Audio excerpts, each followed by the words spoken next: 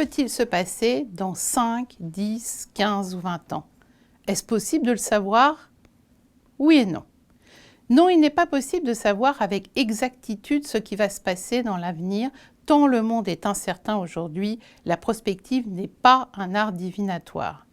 Oui, il est néanmoins possible de mener une réflexion rigoureuse pour se projeter dans le futur et identifier différents scénarios plausibles d'évolution. On parle de futur possible. Développer des scénarios, pour les organisations publiques comme pour les entreprises, c'est pouvoir prendre des décisions aujourd'hui pour éviter les menaces futures ou mieux s'y préparer si on ne peut pas les éviter. C'est aussi de mieux appréhender ce que l'on ne veut pas pour l'avenir de ce que l'on veut vraiment. Dans les ouvrages de référence, il existe deux grandes écoles de pensée historiques dans le monde. La première est française, avec des pionniers comme Gaston Berger, haut fonctionnaire dans les années 50, puis avec le développement de l'association, puis la revue Futurible entre les années 60 et 75, marquée par Bertrand, puis Hugues de Juvenel. La seconde école de pensée est américaine et née dans un contexte militaire dans les années 50, puis dans les années 60 dans un contexte de peur de la guerre nucléaire.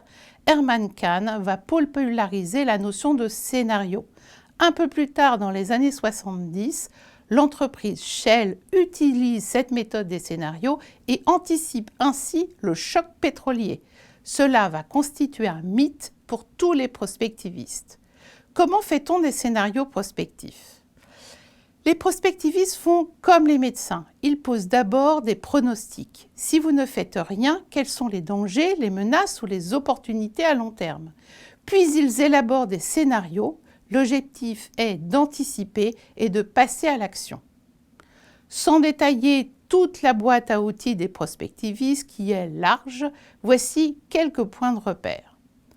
On s'intéresse d'abord aux tendances, c'est-à-dire aux transformations profondes qui traversent la société et aux ruptures possibles. On s'intéresse aux signaux faibles, à savoir des informations non structurées qui annoncent bien avant qu'ils arrivent réellement des changements majeurs. On s'intéresse aussi aux incertitudes majeures ou critiques. Il existe aujourd'hui plusieurs formes de prospective dans des domaines aussi différents que l'économie, la géopolitique, l'environnement, le climat, l'énergie, les territoires, les villes, les métiers ou encore la stratégie d'entreprise. Même si ces disciplines partagent les mêmes fondamentaux, les objectifs et les expertises peuvent être différents. Les scénarios ne sont d'ailleurs pas la seule méthode utile. On peut également utiliser des delphis fondés sur les connaissances les plus avancées des experts. Pour conclure, les spécialistes et les chercheurs montrent qu'il y a une vraie valeur ajoutée quand les démarches de prospective sont participatives et ne se résument pas à quelques personnes clés, puisqu'en définitive, ce qui compte, c'est passer ensemble à l'action pour bâtir le monde de demain.